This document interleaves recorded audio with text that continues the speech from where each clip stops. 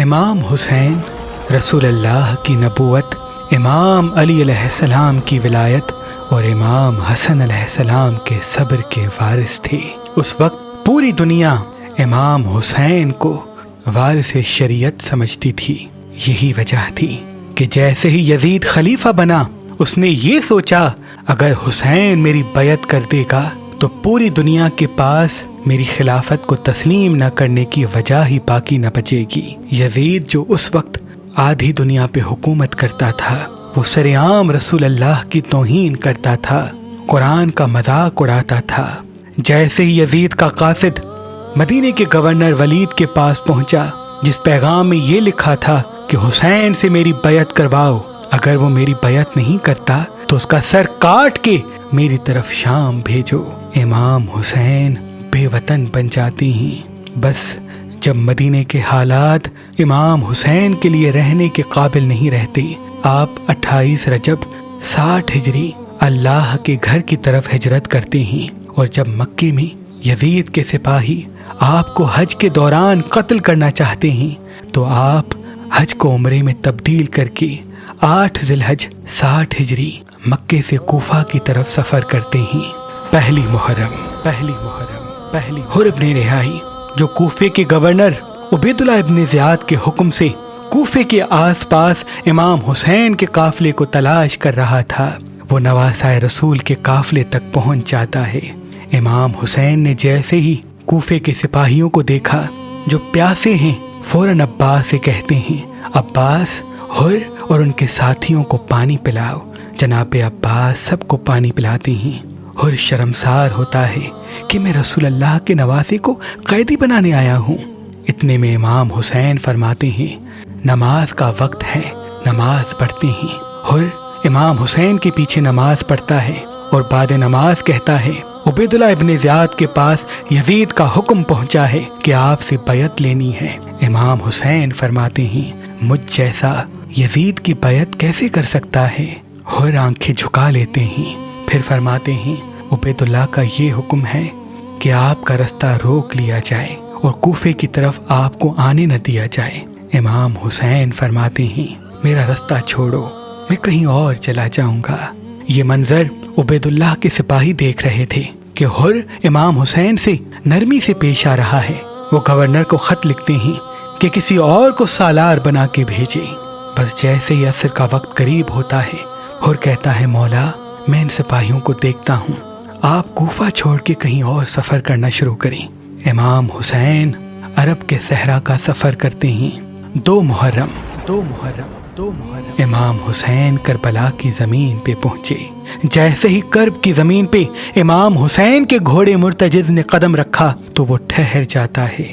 امام حسین اترتے ہیں، زمین کو ہاتھ لگاتے ہیں تو زمین سے رسول اللہ کے خون کی خوشبو آتی ہے۔ امام حسین جناب عباس سے فرماتے ہیں، اے میرے بھائی، نہر فرات کے ساتھ خیمے لگاؤ، مجھے اس جگہ کا میرے نانا نے پہلے ہی بتا دیا تھا۔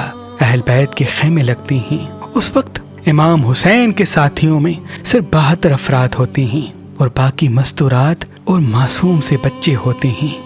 3 محرم عمر بن سعد 30,000 کا لشکر لے کے دریائے فرات کے اس کنارے آ پہنچتا ہے جہاں امام حسین اپنی بہنوں، بیٹیوں اور بچوں کے ساتھ قیام کر رہے تھے۔ آ کے یہ پیغام دیتا ہے کہ حسین، یزید کی بیعت کرو ورنہ ہم تمہیں قتل کر دیں گے۔ اس وقت تک کربلا کے میدان میں 32,000 گھوڑے، 40,000 تلواریں، 20,000 تیر کمان، 10,000 اونٹ اور 15,000 پیدل سپاہی موجود تھے۔ امام حسین عمر بن سعد کے پاس یہ پیغام بھجواتے ہیں کہ میری 3 باتوں میں سے کوئی ایک بات مان لو۔ پہلی بات، میں تو کوفے والوں کے بلانے پہ یہاں آیا تھا، اگر کوفے والے مجھے بلانا نہیں چاہتے تو میرا رستہ چھوڑو، میں واپس چلا جاؤں گا۔ دوسری بات، اگر چاہتے ہو کہ میں کوفے بھی نہ جاؤں اور مدینے اور مکے بھی نہ جاؤں تو میرا رستہ چھوڑو، میں عرب کی زمین چھوڑ کے زمین کے کسی دوسرے حصے میں چلا جاؤں گا اور امن کے ساتھ زندگی گزاروں گا۔ اگر تم یہ دونوں چیزیں نہیں مانتے تو مجھے یزید کے پاس شام لے کے چلو، میں یزید سے خود بات کروں گا۔ عمر بن سعد نے یہ خط کوفے کے گورنر عبیداللہ بن زیاد کے پاس بھیجا۔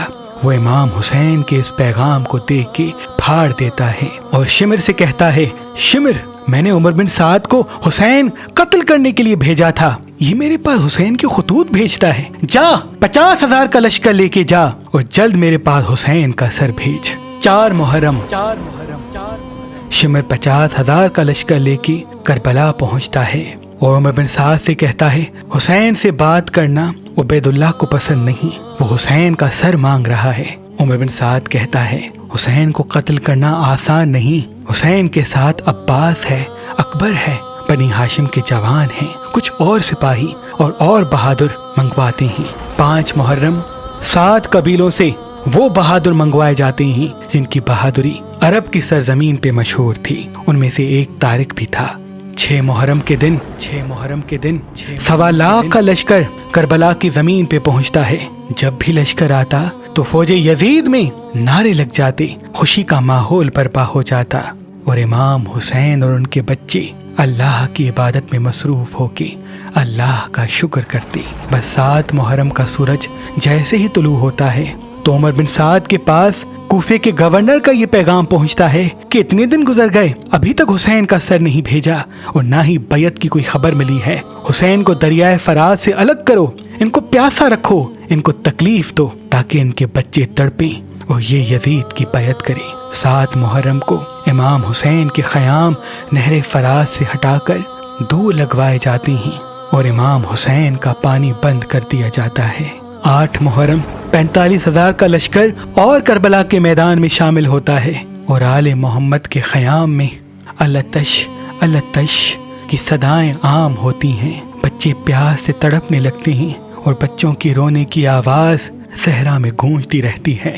9 محرم شمر نے عمر بن سعد کو کہا کہ 9 محرم کو جنگ رکھتے ہیں اور حسین کے ساتھیوں کو قتل کر لیتے ہیں۔ امام حسین نے فرمایا، مجھے ایک رات اللہ کی عبادت کے لیے دے دو۔ بس 9 محرم کا سورج جیسے ہی ڈوبتا ہے، امام حسین اپنے تمام ساتھیوں کو ایک خیمے میں جمع کرتے ہیں اور فرماتے ہیں، تم نے میرا بہت ساتھ دیا، میں تم سب سے راضی ہوں، اب چاہتا ہوں کہ اپنے اپنے شہر واپس چلے جاؤ۔ یہ لوگ رسول اللہ کے نواسے کا خون مانگتے ہیں، ان کی اولاد کو قتل کرنا چاہتے ہیں۔ یہ بات سن کے امام حسین کے ساتھی ادھر ادھر دیکھتے ہیں۔ امام حسین فرماتے ہیں، شاید آنکھوں کی شرم کی وجہ سے نہیں اٹھ رہے، عباس چراغ بجھا لو۔ چراغ بجھایا جاتا ہے، اندھیرا ہو جاتا ہے۔ کچھ دیر کے بعد پھر مولا حکم فرماتے ہیں، عباس چراغ جلاؤ۔ اب جو چراغ جلے سب کی تلواریں اپنی اپنی گردن پہ رکھی ہیں اور ایک آواز میں کہتے ہیں، مولا اگر ہماری 1000 جانیں ہوتی تو ہم سب آپ پہ قربان کرتے، کیونکہ ہم خود کو جنت و دوزخ کے درمیان دیکھ رہے ہیں، آج ہمارے ایمان کا امتحان ہے۔ امام حسین فرماتے ہیں، جاؤ اپنے اپنے خیمے میں اللہ کی عبادت کرو، کل صبح کا سورج ہمیں امتحان دینا ہے۔ جیسے ہی 10 محرم کا سورج طلوع ہوتا ہے، علی اکبر اذان دیتے ہیں، امام حسین اپنے تمام ساتھیوں کے ساتھ نماز پڑھتے ہیں۔ نماز میں ہی عمر بن سعد حملہ کرتا ہے، کچھ ساتھی آگے آگے حفاظت کرتے ہیں اور شہادت کا جام پیتے ہیں۔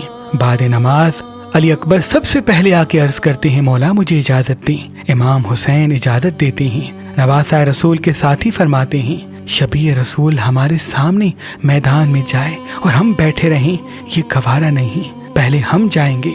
اتنی دیر میں وہ حر جس نے سب سے پہلے امام حسین کا رستہ پہلی محرم کو روکا تھا، وہ اپنے ہاتھوں کو باندھ کے اپنے بچوں سے کہتا ہے، مجھے امام حسین کے پاس لے کے چلو۔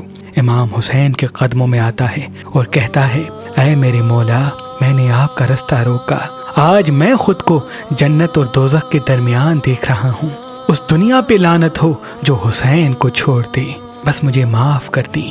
امام حسین جناب حر کا ماتھا چومتے ہیں اور کہتے ہیں، جا حر، میں نے تمہیں آزاد کیا، میں نے تمہیں معاف کیا۔ حر فرماتے ہیں، مولا اگر معاف کیا تو مجھے اجازت دیں تاکہ ان ظالموں سے سب سے پہلے میں لڑوں۔ امام اجازت دیتے ہیں، وہ میدان میں آتے ہیں، کافی دیر لڑتے ہیں اور شہادت کا جام پیتے ہیں۔ ایک ایک مولا حسین کا ماننے والا میدان میں جاتا اور مسکرا کر اللہ کے دین پہ قربان ہو جاتا۔ بس کبھی جناب جون کی لاش آتی ہے، کبھی حبیب ابن مظاہر کی، کبھی زہیر، کبھی اون و محمد، کبھی شہزادہ قاسم، کبھی جناب عباس، کبھی علی اکبر، تو کبھی 6 ماہ کا معصوم بچہ علی اصغر امام حسین کی گود میں تڑپ تڑپ کے اللہ کے دین پہ قربان ہو جاتا ہے۔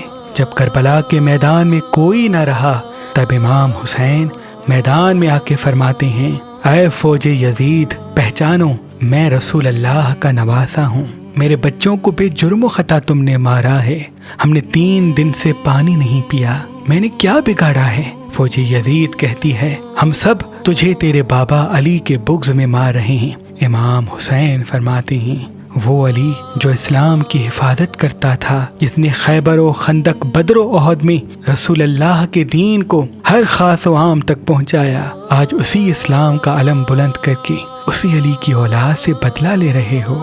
امام حسین کی بات ابھی ختم نہ ہوئی تھی کہ حملہ شروع ہو جاتا ہے۔ جب فردن مقابلہ نہیں ہو پاتا، تب 10,000 کا لشکر اکٹھا حملہ کرتا ہے، امام حسین فنار کرتے ہیں۔ 20,000 کا لشکر امام حسین کے مد مقابل آتا ہے، امام حسین فنار کرتے ہیں۔ کبھی لڑتے لڑتے اتنا آگے نکل جاتے تھے کہ کوفے کی فوج بھاگتے بھاگتے دارالامارہ تک پہنچ جاتی تھی۔ کتابوں میں ہے صرف ایک امام حسین نے 80,000 فوجیوں کو فنار کیا۔ جب آدھے سے بھی زیادہ لشکر امام حسین کی تلوار کے آگے نہ ٹک سکا، تو شمر اور عمر بن سعد نے یہی سوچا کہ اگر حسین کو شہید کرنا ہے تو خیام کو آگ لگا لیتے ہیں۔ جب حسین خیموں کی طرف جائیں گے تو پیچھے سے تیر چلائیں گے۔ بس بیبیوں کے خیموں کو آگ لگائی جاتی ہے۔ میدان کربلا میں جیسے ہی امام حسین کے کانوں میں بیبیوں کے رونے کی آواز آتی ہے، وہ مڑ کے دیکھتے ہیں کہ خیام کو آگ لگ چکی ہوتی ہے۔ وہ خیام کی طرف جاتے ہیں، پیچھے سے ظالم تیر چلاتے ہیں۔ امام حسین تیروں کو روکنے کے لیے کبھی میدان میں آتے، کبھی جلتے ہوئے خیموں کی طرف جاتے، چاروں طرف سے تیر چلنا شروع ہو جاتے ہیں۔ شمر کی آواز بلند ہوتی ہے، جس کے پاس جو ہے وہ حسین کا نشانہ لے۔ کوئی تیر مارتا ہے، کوئی نیزہ پھینکتا ہے، کوئی برچھی مارتا ہے، کوئی تلوار مارتا ہے۔ جس کے پاس مارنے کے لیے کچھ نہ ہوتا، وہ کربلا کی زمین سے پتھر اٹھاتا اور امام حسین کی طرف پھینکتا۔ اتنے میں آواز غیب آتی ہے، اے حسین لوٹ آؤ، تیرا اللہ تجھ سے راضی ہو گیا۔ امام حسین ذوالفقار کو روکتے ہیں۔ عمر بن سعد حرملہ کو کہتا ہے، اے حرملہ ایسا تیر مار کہ حسین زین سے زمین پہ آ جائے۔ وہ 3 نوکوں والا وہ تیر نکالتا ہے جس سے جانوروں کا شکار کیا جاتا تھا، اور تیر امام حسین کو اتنی زور سے مارا جاتا ہے کہ امام حسین کے سینے پہ تیر لگتا ہے اور امام حسین کی پیٹھ سے نکلتا ہے۔ امام حسین تیر کو نکالنا چاہتے ہیں، اتنے میں ظالم امام حسین کے سر پہ وار کرتے ہیں اور امام حسین گھوڑے کی زین سے زمین پہ آتے ہیں۔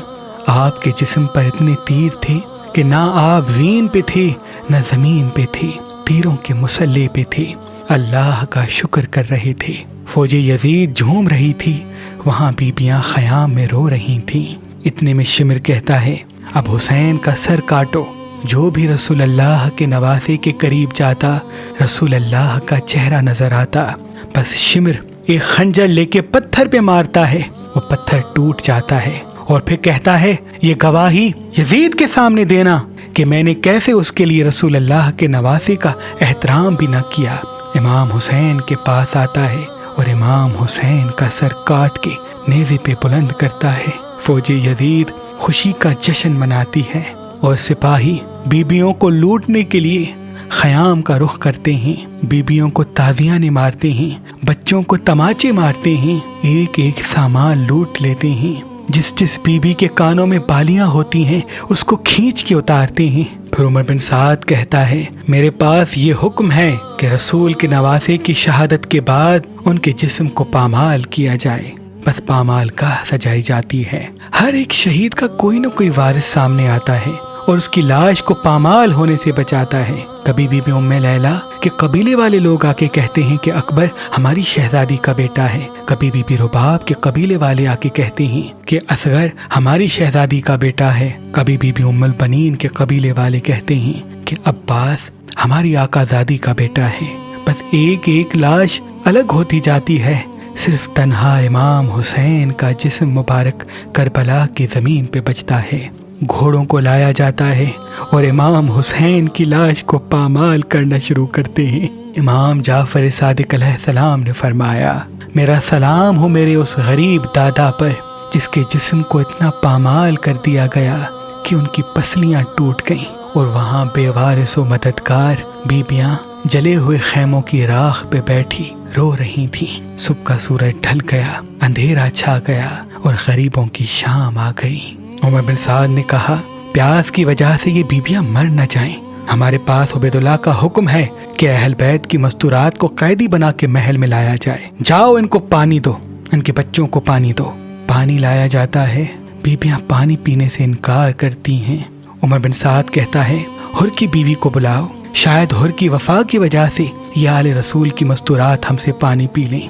ہر کی بیوی زوہا پانی لاتی ہے، بہت اصرار کرتی ہے۔ بی بی زینب چھوٹے چھوٹے بچوں کو بلاتی ہیں اور ان کو پانی پلاتی ہیں، اور تمام بیویوں سے کہتی ہے، اگر ہم اس وقت پانی نہیں پئیں گے تو یہ خودکشی ہوگی، اور خودکشی اسلام میں حرام ہے۔ سب کو دلاسا دے کے پانی پلا کے اللہ کی عبادت میں سب اہل بیت مصروف ہو جاتے ہیں۔ 11 محرم کا سورج طلوع ہوتا ہے، اہل بیت کو قیدی بنایا جاتا ہے، رسیوں میں باندھ کے تازیاں نے مار کے کوفے کی طرف لایا جاتا ہے۔ کوفے میں جیسے ہی بی بی زینب پہنچے، عبید اللہ کہتا ہے، دیکھا خلیفہ یزید کی بیعت کو نہ ماننے کا انجام، آج اللہ نے اہل بیت کو رسوا کر دیا۔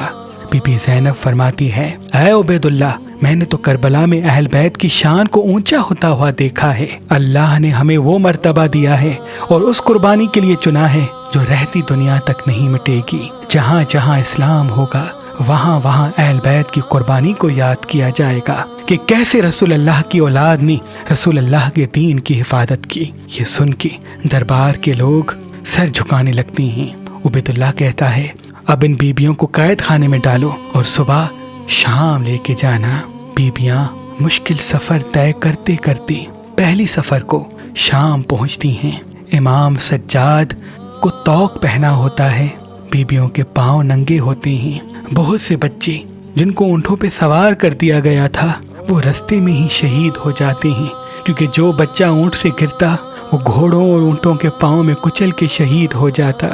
بس شام سجایا جاتا ہے، بیبیوں کو بازاروں سے محل لایا جاتا ہے اور گھروں کی چھتوں سے آل محمد کو پتھر مارے جاتے ہیں۔ یزید نے اپنی خوشی کا جشن اپنے محل میں رکھا تھا اور اس محل میں یزید کی بیوی ہند بھی شامل تھی۔ آل رسول جیسے ہی محل کے پہلے دروازے پہ پہنچے تو ہند کی خادمہ ہند تک یہ پیغام پہنچاتی ہے کہ کچھ قیدی آئے ہیں اور سنا ہے ان کا تعلق مدینے سے ہے۔ ہند مدینے کا نام سن کے قیدیوں سے ملنا چاہتی ہے، اپنی خادماؤں سے کہتی ہے، قیدیوں کے ساتھ میری کرسی لگاؤ، میں ان سے مدینے کے حالات پوچھوں گی۔ بس یزید کی بیوی اپنی خادماؤں کے ساتھ بیبیوں کے پاس آتی ہے۔ ہند اپنی کرسی پہ بیٹھتی ہے۔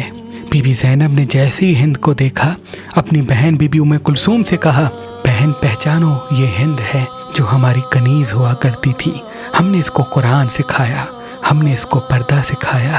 ہند نے پوچھا، اے قیدیو، بتاؤ کیا تم مدینے والے سرداروں کو جانتی ہو؟ بی بی زینب فرماتی ہیں، کون سے سردار؟ ہند کہتی ہے، علی کا خاندان، رسول اللہ کا خاندان، میرے مولا حسین کا خاندان۔ بتاؤ تم نے کبھی عباس کو دیکھا، حسین کو دیکھا، علی اکبر کو دیکھا؟ بی بی زینب فرماتی ہے، اے ہند، حسین کی بہنوں کا نہیں پوچھو گی۔ ہند کو جلال آتا ہے اور وہ کہتی ہے، اے قیدی عورت، یہ محل اس قابل نہیں کہ میں رسول کی نوازیوں کا ذکر کروں۔ بات جب یہاں تک پہنچتی ہے، بی بی زینب نظروں کو اٹھا کے فرماتی ہے، اے ہند، وہ جو سامنے کٹا ہوا سر رکھا ہوا ہے یہ تیرے مولا حسین کا ہے، یہ پہلے نیزے پہ سوار علی اکبر کا سر ہے، اس کے ساتھ قاسم کا سر ہے، اور یہ گھوڑوں کے بالوں کے ساتھ جو باندھا ہوا ہے یہ تیرے آقا عباس کا سر ہے۔ اے ہند، کیا تو نے ابھی نہیں پہچانا؟ میں وہ زینب ہوں جس نے تمہیں قرآن پڑھایا تھا، تجھے پردہ سکھایا تھا۔ جیسے ہی ہند یہ سنتی ہے تو ساتھ پتھر پڑا ہوتا ہے اپنے سر پہ مارتی ہے، اس کا سر زخمی ہو جاتا ہے۔ وہ چیخ کے کہتی ہے آل رسول پہ اتنا بڑا ستم ہو گیا۔ وہ کھینچ کے اپنے سر سے چادر اتارتی ہے اور یزید کے محل میں آتی ہے اور کہتی ہے تجھے شرم نہیں آئی؟ رسول اللہ کی بیٹیاں قیدی کھڑی ہیں اور تو اسی رسول کے منبر پہ بیٹھ کے خوشیاں منا رہا ہے۔ نواسہ رسول امام حسین کو شہید کر دیا، ان کے بچوں کو مار دیا۔ یزید نے جیسے ہی دیکھا کہ میری بیوی محل میں آئی ہے اور اس کے سر پہ چادر نہیں ہے تو وہ فوراً اپنے تخت سے اٹھتا ہے اور اپنی بیوی کا سر ڈھانپنا چاہتا ہے۔ یزید کی بیوی کہتی ہے اے یزید، مجھے بے ردا دیکھ کے تیری غیرت جاگ گئی۔ ارے جس نے ہمیں پردہ سکھایا تو نے ان کے سروں سے چادروں کو لٹوا لیا۔ بتا کیا تم نے امام حسین کو شہید کروایا ہے؟ یزید کہتا ہے ہاں، میں نے حکم تو دیا تھا لیکن عبید اللہ نے جلد بازی سے کام لیا۔ بس وہ روتی ہوئی بی بی زینب کے پاس آتی ہے اور کہتی ہے میں بھی آپ کے ساتھ قائد خانے میں رہوں گی۔ بی بی زینب کہتی ہے اے ہند جا اپنے محل واپس، اگر تو ہمیں راضی کرنا چاہتی ہے تو اپنے بچوں کی ایسی پرورش کر کہ وہ اللہ کے دین سے محبت کریں، ہم اہل بیت سے محبت کریں۔ یہ تمہارا شوہر بڑا ظالم ہے، جب رسول اللہ کے خاندان پہ رحم نہیں کرتا تو تجھ پہ کیا رحم کرے گا؟ جا ہند چلی جا۔ بی بی زینب کے حکم کو سر آنکھوں پہ رکھ کے واپس چلی جاتی ہے اور اپنے بچوں کی ایسی پرورش کرتی ہے کہ یزید کے مرنے کے بعد جیسے ہی تخت پہ یزید کا بیٹا معاویہ بیٹھتا ہے تو وہ اس حکومت پہ لعنت کرتا ہے اور کہتا ہے کہ میں اس تخت پہ کیسے بیٹھوں جس تخت پہ نواسہ رسول کا خون لگا ہوا ہو۔ اور یوں روتا ہوا وہ تخت چھوڑ دیتا ہے، اپنی حکومت چھوڑ دیتا ہے۔ یہ ہے اللہ کا انصاف اور یہ ہے امام حسین کی قربانی کا نتیجہ کہ یزید کا خود کا بیٹا اپنے باپ پہ لعنت کرتا ہے اور 1400 سال گزرنے کے بعد بھی گھر گھر سے امام حسین کے ذکر کی صدا آج بھی آتی رہتی ہے۔ لا الہ الا اللہ محمد الرسول اللہ۔ تمام مسلمان فخر کے ساتھ پڑھتے ہیں اور اس پہ ایمان رکھتے ہیں۔ یزید ستم کر کر کے تھک گیا لیکن نہ وہ اللہ کا دین مٹا پایا، نہ ہی رسول اللہ کی اہل بیت کو جھکا پایا۔